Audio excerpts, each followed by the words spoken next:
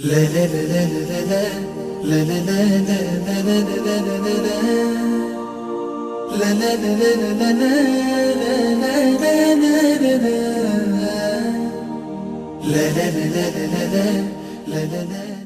و نصلی علی رسولہ الکریم اما بعد۔ معزز ناظرین، پروگرام ایک کہانی ایک سبق کے ساتھ عبدالخالق ہمدرد آپ کی خدمت میں حاضر ہے۔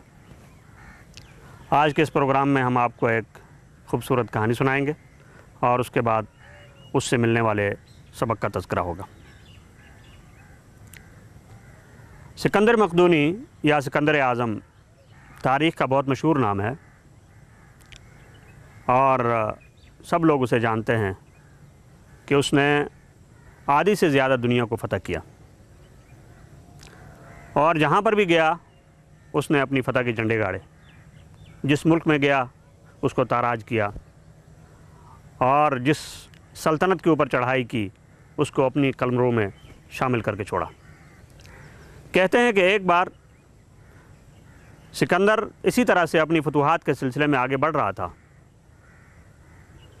کہ کسی ملک کے بادشاہ نے، جس کے پاس لاکھوں کی فوج تھی اور بہت بڑا ملک تھا،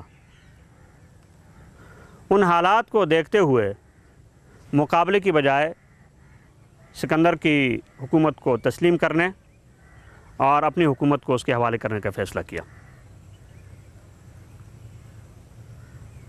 یہ فیصلہ بہت عجیب تھا۔ چنانچہ بادشاہ جب سکندر کے پاس جانے لگا تو وہ اپنی لاکھوں کا لشکر لے کے اس کے سامنے پہنچا اور پیغام بھیجا کہ سکندر سے ملاقات کرنا چاہتا ہوں۔ سکندر نے اس کو ملاقات کے لیے بلایا اور اس سے آنے کی وجہ پوچھی تو بادشاہ بولا کہ میں تمہاری طرف صلح کا ہاتھ بڑھانا چاہتا ہوں اور تمہاری اطاعت قبول کرنا چاہتا ہوں۔ سکندر کہنے لگا کہ اتنے بڑے لشکر کے ساتھ صلح کے لیے کوئی آدمی نہیں آتا، شاید تم مجھے دغا دینا چاہتے ہو۔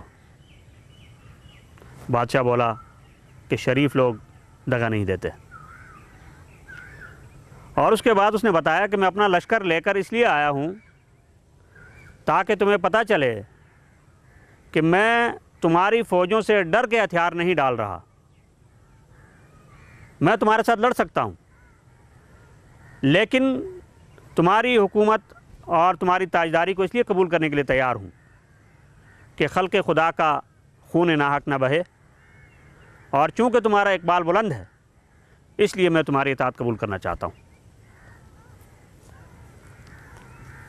چنانچہ سکندر نے اس کی بات مان لی اور اس کے بعد اس بادشاہ نے سکندر کے لیے شاہی خیمے کے اندر بہت بڑے انتظام کے ساتھ دھوم دھام سے ایک بہت بڑا دسترخوان لگایا اور اس دسترخوان کے اوپر کھانوں کی جگہ اس نے مختلف رغابیوں میں، تشتریوں میں ہیرے، جواہرات، موتی، قیمتی پتھر اور سونے چاندی بھر کے اس کے سامنے سارا دسترخوان چن دیا۔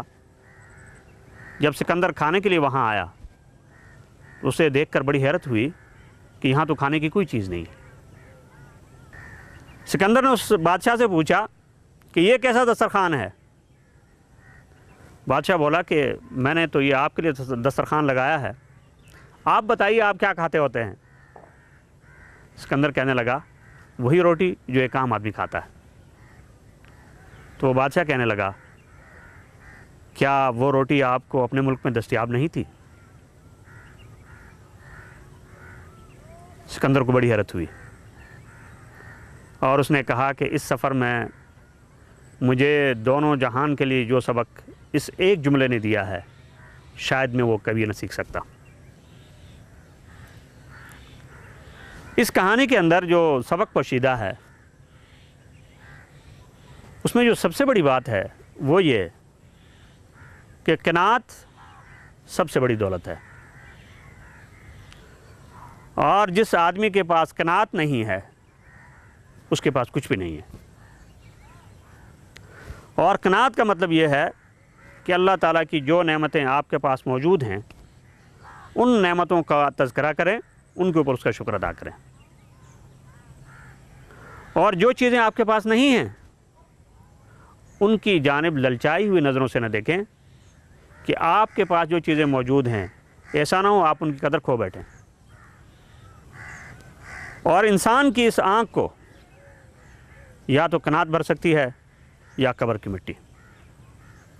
اور دوسری بات یہ ہے کہ اپنی خواہشات، اپنی ضروریات کے لیے دوسروں کی خواہشات اور دوسروں کی ضروریات کا خون نہ کریں۔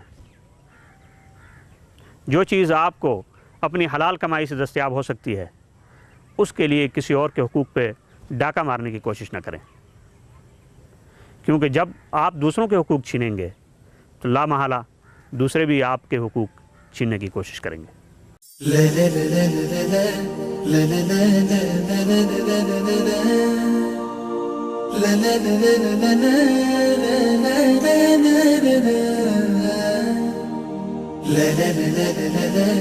la la la